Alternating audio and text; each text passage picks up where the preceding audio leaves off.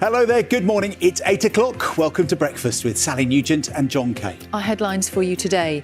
The row between the Business Secretary, Kemi Badenoch, and the Post Office chair she sacked deepens. She accuses him of made-up anecdotes, which he denies. Got a global following of 2.7 million people, and more importantly, he's selling thousands of these every week. In sport this morning, his replacement, Oliver Glasner. Breezy and mild day that we have.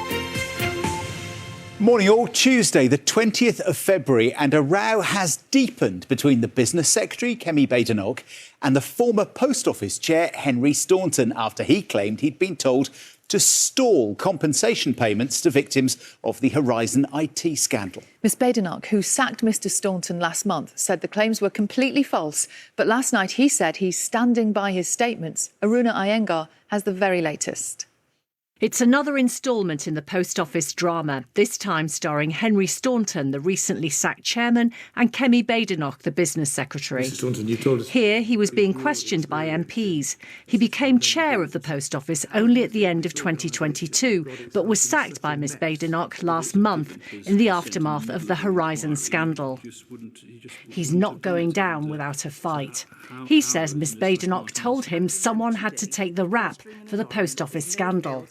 This weekend he gave an interview saying, "Early on I was told by a fairly senior person, a civil servant, to stall on spend on compensation and on the replacement of Horizon, and to limp, in quotation marks, I did file a note on it, limp into the election." Yesterday, Kemi Badenoch hit back hard. I would hope that most people reading the interview in yesterday's Sunday Times would see it for what it was, a blatant attempt to seek revenge following dismissal. And there was a follow-up punch from the business secretary. I should also inform the House that while he was in post, a formal investigation was launched into allegations made regarding Mr Staunton's conduct. This included serious matters such as bullying. The former chairman was flawed. A statement released last night on his behalf said, Mr Staunton is not aware of any aspect of his conduct which would give rise to such allegations.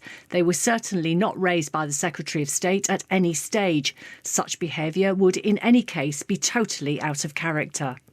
Mr Staunton is not in the habit of resorting to fabrication or invention and decided to go public out of a desire to ensure that the public were fully aware of the facts. Post Office sub-post masters and sub-post mistresses were wrongly prosecuted between 1999 and 2015 after a faulty computer system, Horizon, made it look like money was missing from their accounts. They want to know why so many still haven't been compensated. Part of what Mr Staunton says kind of rings true. Is that why they extended the deadline? But at the end of the day, they're still not paying the postmasters. They can shout at each other all they like, but they're still not paying people. There could be a few more rounds to go. Henry Staunton's being asked to appear before MPs next week. Aruna Iyengar, BBC News. Let's go live to Westminster, shall we, and ask Henry about this, because Henry, it's an extraordinary argument that's going on. Such a strange state of affairs, John. It's not at all normal to have a Secretary of State doing public battle in very personal terms with somebody who's been involved with some of Britain's biggest companies over decades, but more to the point, was chairing one of the biggest publicly owned bodies of the state, the Post Office, until last month. And Kemi Badenoch really did go for Henry Staunton in quite personal terms yesterday in the House of Commons. She accused him of providing made-up anecdotes to journalists. She said it was a blatant attempt to seek revenge after a dismissal.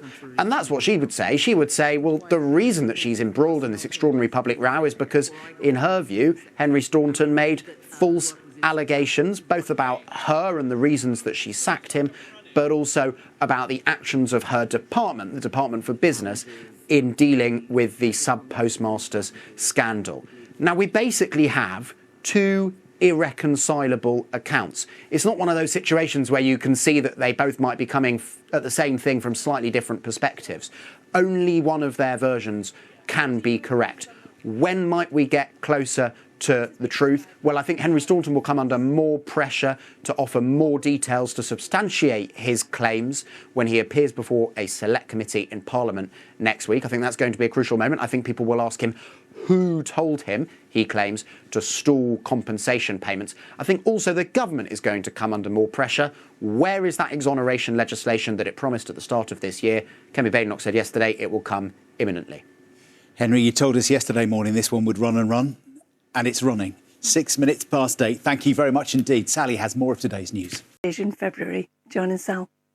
Carol, thank you. It's 18 minutes past 7, and the BBC has learned that David Cameron's government knew that the Post Office had ditched a secret investigation that might have helped wrongly accused sub-postmasters prove their innocence. The 2016 investigation trawled 17 years of records to find out how often and why cash accounts on the Horizon IT system had been tampered with remotely. Our economics correspondent Andy Verity has the story. Digital signatures, suppressed internal reviews and a secret investigation. Evidence withheld from court but revealed in confidential documents released through Freedom of Information and analysed by the BBC. They prove the Post Office learned 10 years ago from an internal review called Project Zebra that sub-postmasters' cash accounts could be fiddled with remotely without their knowledge, a fact that might have undone all their convictions had the Post Office admitted it. A top QC, Jonathan Swift, said the Project Zebra findings contradicted years of denials and told Post Office Chair Tim Parker in February 2016 it must be investigated. We found out that Parker hired the auditors Deloitte to trawl through every transaction on the Post Office's Horizon system going back to 1999 to work out how often remote fiddling had happened and why. Ministers in David Cameron's government knew about the investigation, including then Business Secretary Sajid Javid and Baroness Lucy Neville-Rolfe. But then, in June, after sub-postmasters started legal action, its work was suddenly stopped. It's like the world crashed on your head, that's all. The government took my house. They made me bankrupt. Senapathy Narantiran, or Naran to his friends, was given a 3-year jail sentence based on evidence from the Horizon system, and its conviction still hasn't been quashed. Since I've been in and out, when I came out, the relationship between our family started going down the drain, and I felt it. If Deloitte's investigation into Horizon had been completed, it might have helped falsely accused sub-postmasters like him to prove something crucial, that the evidence used to jail them, Horizon's data on the cash in their branch accounts, couldn't be relied on. I came to Ramsgate on the Kent coast to show Naran what I'd discovered. Naran, hi. Hi, Andy. Very nice to meet you. Nice to see you. Yes, Thank you. Thank you. He says the police couldn't find any evidence of theft apart from the false Horizon data. You were trying to tell them it might be the computer. Computer, yes. Somebody is remotely accessing into the computer and do it. But they said no. The post office will never do such thing. I showed Naran the Project Zebra findings from a briefing for the Post Office Board. They discovered that Fujitsu could tinker with your computer using a fake key. That's right, yes. Then I showed the report where the lawyers recommended the Post Office must investigate how often it happened back to 1999. So do you think they did that work? Do you think they followed the QC's recommendations? What would be your guess? Oh, if they would have followed it, then I wouldn't have been inside the prison. Well, here's the thing. They did follow the recommendations. They did? They did. Deloitte spent 3 months, we've discovered, going back through transactions. So in March, they say we're doing the work. Deloitte's been appointed. In April, you launched your litigation, and in June, they stopped Deloitte completing the work. Yeah. And by knowing all this, why do we waste our time in the prison and separate from the family? I don't know. Anyway, sorry, beg your pardon. It's very hard. On your own, sitting in a room, watching at the TV or laptop. That's not life, isn't it? I'm 69 years old. Too old to go through all these things. Never mind. What's a little unsettling is that these documents show the Post Office's own auditors were telling them in 2014 that it was possible for Fujitsu to fiddle remotely with sub-postmasters' accounts. In 2016, their lawyers told them they must investigate. They paid Deloitte to do that and told the government. But then, when they found out sub-postmasters were suing, they ditched that investigation and swept it under the carpet. On the face of it, it discloses a conspiracy by the Post Office to pervert the course of justice. The important feature of all of this is that in 2014, it appears that the Post Office board was alive to the true position, and yet the Post Office board was responsible for maintaining and advancing the Post Office's defence to the claim in 2019. That was false. A spokesperson for the Post Office said it was the public inquiry's role to reach conclusions on what happened. Sajid Javid was told the investigation was to look into suggestions branch accounts might have been remotely altered, not that lawyers have found they could be, as was Baroness Neville Rolfe, who was also told about the investigation being stopped. She said she looked forward to explaining her involvement at the inquiry. Tim Parker said through his lawyers he sought and acted upon legal advice he was given, and the documents don't show evidence that David Cameron was told about the investigation. The truth about what the Post Office hid from the courts and what it did tell the government is now being exposed to the light. But Naryn ended up with just £19,000 in compensation, less than a third of the cash he lost due to Horizon. He may get more, but alone and still officially branded a criminal, no amount of money could make up for the undeserved shame he and his family have wrongly been made to feel. Never mind. Andy Verity, BBC News, Ramsgate. We're joined now by Janet Skinner, who we've spoken to before. Janet's a former sub-postmistress who was wrongly convicted and sent to jail for 9 months. And here we are again, another part of this scandal. What do you make of what you just heard? It's just a scandal within a scandal. It just, every other week there is more to this scandal. So it's just rolling.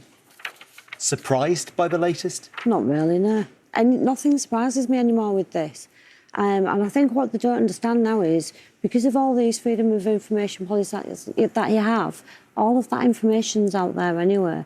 But my legal team was already looking into the Detica report.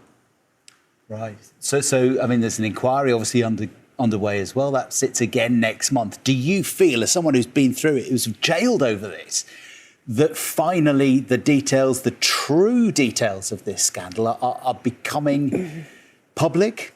The true details of it have always been public and they've always been there for people to see. And I think it's just been swept away as much as possible. I mean, obviously, David Cameron was in a position where we wouldn't have had to get funders to go through a group litigation, spending all that money, which the government is still spending all that money by their representation, to then it be unearthed anyway under freedom of information. I mean, we should say that, although we're talking about the time when David Cameron was Prime Minister, we don't know whether he received this information, whether it got to number 10, whether it was his ministers or his civil servants, but certainly the government knew, I think there's a lot of government members that are well aware of what's been going on. I mean, they tried to fight it in the High Court. They rejected that remote access was available. That was in 2017. And then they had to actually say, yes, remote access is a thing. Lots of people have followed the story, of course, remember it being in the news bulletins and have watched the drama that really brought it home to everybody. And here we are talking about another development. But still, does this feel to you like another delay in getting to the point that you really all want to get to? Yeah, well, it is. I mean, it's like the what's going on between Staunton and Kemi Badenoch. Yeah. I mean, that's just child's play. I mean, the only way they're going to sell it is by producing the evidence. Who's going to come up with the evidence? And, I mean, he's saying that the evidence is on the Post Office server. Unfortunately, we all know how that works because that doesn't ever materialise. So that's probably gone anyway. I just don't know where it's going to go. But your end goal is? Justice, accountability, and obviously compensation. The way that, I mean, you've got the minister saying that we're doing everything possible, everything's been speeded up about compensation, but you ask majority of people who have been paid out, there isn't many. A lot within the HSF, not now.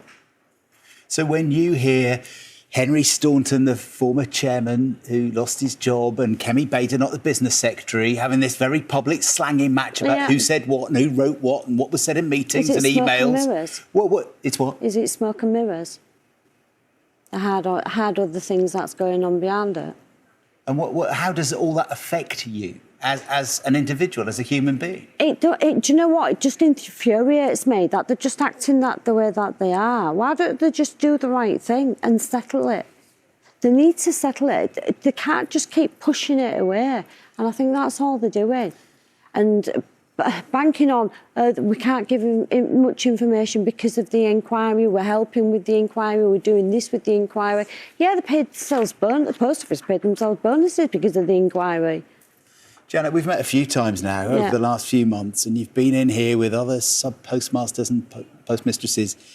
You just feel, to me, just sitting here this morning, you just feel utterly fed up and exhausted by this. It is tiring, and it really is. And I mean, me and Tracy, who's been on before, Tracy Felstead, we're actually applying to see the minister because I think he needs to see it for himself firsthand, actually how we're being dealt with compensation. Because, I mean, we're having to jump through hoops and then you're scrutinised and then they're trying to offer people the bare bones. If it happened to their family members, I don't think they'd be offering them the bare bones. Exhausting. Yeah, but we'll get there. Janet, thank you so much for coming in to talk to us. It's great to see you. Thank you very much. Janet Skinner, former sub-postmistress, of course. Thanks, Janet. It's 7:30. Let's get the news, the travel and weather from the breakfast teams around the UK. See you in a sec.